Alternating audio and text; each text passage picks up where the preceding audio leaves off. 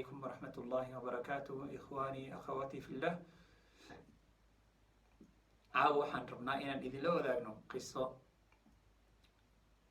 ciwaankeedu yahay geedkii timirta ee adduunya ku yaalla ku bedelo geed markaa qiimo badan oo jannada ku dhex yaalla. haddaba weligii qisadan ma maqasheen? geed jannada ku yaalla ayaa waxaa lagu bedelanayaa geed adduunyo ku yaalla. adduunyaa wax laga iibinaya, faa'iidadeeda iyo dheefteeda aakhira la helayaa. haddaba geedkani muxuu yahay? nabiga sala allahu calayhi wasalam sidii caadada u ahayd wuxuu la fariisan jiray asxaabtiisa. maalin maalmo ka mid a isagoo asxaabtiisa la fadhiya ayaa waxa u yimi nabiga sala allahu calayhi wasalam nin wiil yaroo agoon ah, islamarkaana dacwo ah oo wuxuu ka ashtakoonayaa ama uu ka dacwoonayaa jaarkiisa.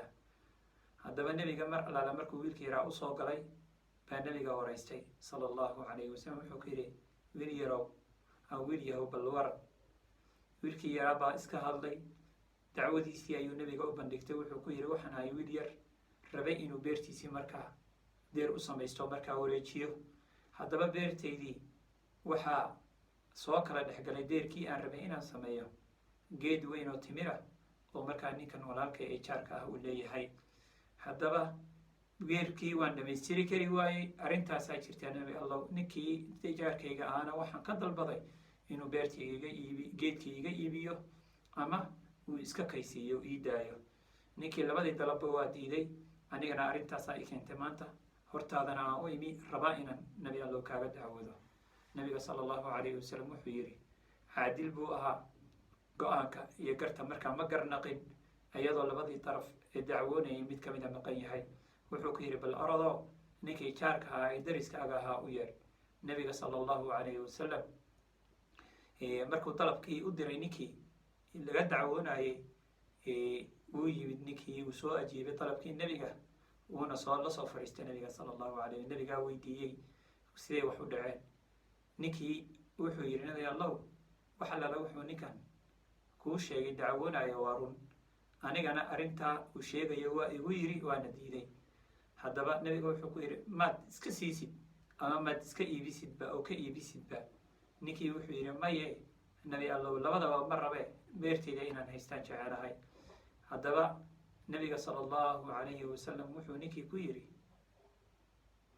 ku yidhi ninkii, haddaba geedkaaga timirta ah ku iibso geed timiro. markaa geedkaaga timirta ee adduunyada ku yaalla waxaad ku iibsataa ama ku bedelataa geed timira oo markaa jannada ku dhex yaalla. ninkii nin adduunyo un garanayu ahaa, aakhirana qiimaha ay leedahay, jannada qiimaha ay leedahay iyo nolosha dambe qiimaha ay leedahay aan garanayn. adduunyadan markaa zuulaysa shay yaalla oo isaga lafsirkiisa dhammaanaya ayaa wuxuu u diidayaa inuu ku bedesho shay weligii baaqi ahaanaya, aan weligiina dhammaanayn. bal shay dhammaanaya haddii lagu yidhahdo ku bedel shay markaa aan dhammaanaynin, talow ma diidi lahayd? ninkii wuu diiday.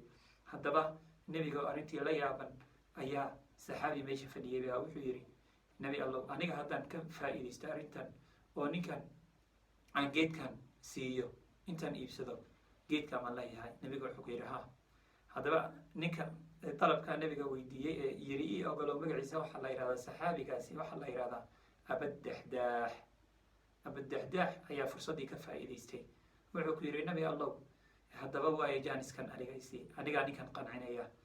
nebiga muu ahayn mid markaa dalabka asxaabtiisa diida. haddaba wuxuu ninkii abaddaxdaax fursaddii ayuu ka faa'iidaysanaya. wuxuu la hadlayaa darafkii kale. wuxuu ku yidhi, nin yahow aniga ma i garanaysaa? markaasuu ku yidhi, ha, waan ku garanay, nin magaalada madiine caanka ah baa tahay, ganacsigiisana la yaqaano. haddaba wuxuu ku yidhi, ma garanaysaa beertayda? ha buu ku yidhi, beertaada waan garanayaa. beertaadii geedaha waaweyn ee timirta iyo kuwa gaagaaban bay isugu jirtay, 600 markaa geedna ay ku taalay. beertaasi soo ma aha. weliba beertii wuxuu yidhi geedaheedu markaa tayada ay leeyihiin, timirta kasoo go'da ama dalaga kasoo go'a qiimihiisu ay markaa iyo macaankiisu iyo tayadiisu ay isku diraan ganacsatada soo ma aha madiina joogto oo dhan.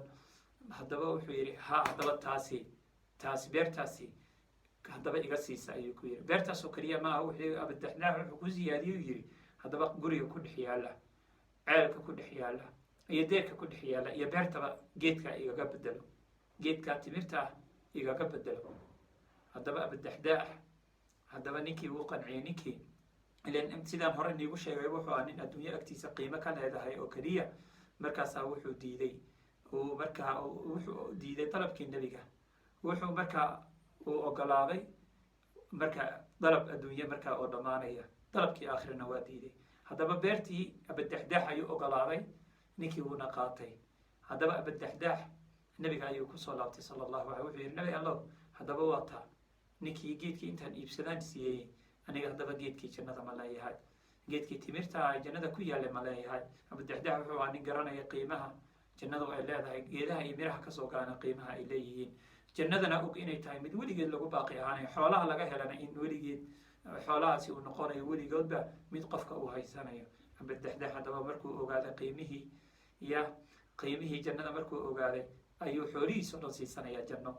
ilaahayna subxaanahu watacaala wuxuu yihi ina allaha ishtaraa min almu'miniina anfusahum amwaalahum. muminiinta marka ay naftooda janno ku iibsanayaan, ilaahay muxuu ka iibiyey janno, naftooda ayuu ilaahay subxaanahu watacaala ooga iibsaday markaa.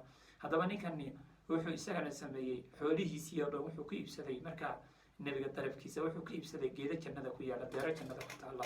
ninkii haddaba nebiga weydiiyey, nabi allow geedkii ma leeyahay, haddaba waa ka dhiibkii waa dhameeyey. markaasaa wuxuu yihi nebiga maya. ninkii wuxuu la yaaba hadalkii nebiga, wuxuu yihi nabi allow maya maxay tahay, so anigan xoolahayga o dhan ninka siiyey ee markaa janno doonaya. markaasaa wuxuu ku yihi adiga intii la rabay wax ka badan baa bixisay, waad ziyaadsatay oo qasri 600 oo geed ayaad markaa ku ziyaadsatay buu yihi. haddaba gurigaagii baad ku dartay, ceelkii baad ku dartay.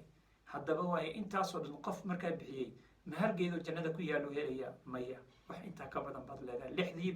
600 oo geed baad ku helaysaa iyo wax ka badanba. ilaahay maadaama aad ilaahay dartii deeqsi u noqotay, ilaahayna deeqsi buu adiga kuu noqday oo wax allaala wixii agtiisa yaalla wixii ugu qiimo badnaa buu ilaahay kuugu bedelay. calaa halkii geeda jannada ku yaallu ilaahay ku siinayana wuxuu harkiisa la qiimo yahay. bal u fiirsada, haddaba geedkii jannada ku yaalla harkiisa wuxuu la egyahay qofka gaadiidka saaran wuxuu u soconayaa 100 sano. qofka gaadiidka saaran wuxuu u soconayaa 100 sano u soconaya. 100 sano ayaa hadh keliya oo geed samaynaya loo soconaya. bal u fiirsada. haddaba ninkii intuu farxay uu kala badbatay, asxaabtuna ay la yaabeen, ay jeclaadeen runtii inay booska uu abudaxdaax iyo qiimaha uu abudaxdaax uu yeeshay iyo geedaha uu jannada ku helay inay ayaguna helaan, ayaa ninkii intuu gurigiisa ku laabtay buu la hadlay xaaskiisa. wuxuu ku yihi maanta beertaydii, qasrigaygii, ceelashaydii intaba waan iibiyey. xaas wanaagsan buu lahaa. markiiba intay ajiibtay ayaga waxay ku tiri haddaba waan ku ogahay inaad nin ganacsiga khibrad u leh aad tahay, nin wanaagsan inaad tahay, ahlu iimaan ba ahayd. markaasaa waxay ku tiri maxaad siisatay, bal talow ii sheeg. markaasaa wuxuu ku yihi waxaan siistay beero jannada ku taalla. calaa geedkii timira ay jannada ku yaalla harkiisa waxaa loo soconayaa 100 sana loo soconaya. haddaba xaaskii intay faraxday baa waxay ku tiri haddaba ganacsigaaga waa faa'iiday, ganacsigaaga waan ku faa'iidnay, ganacsigaaga waa mid markaa guulaystay oo lagu faa'iiday bay ku tiri.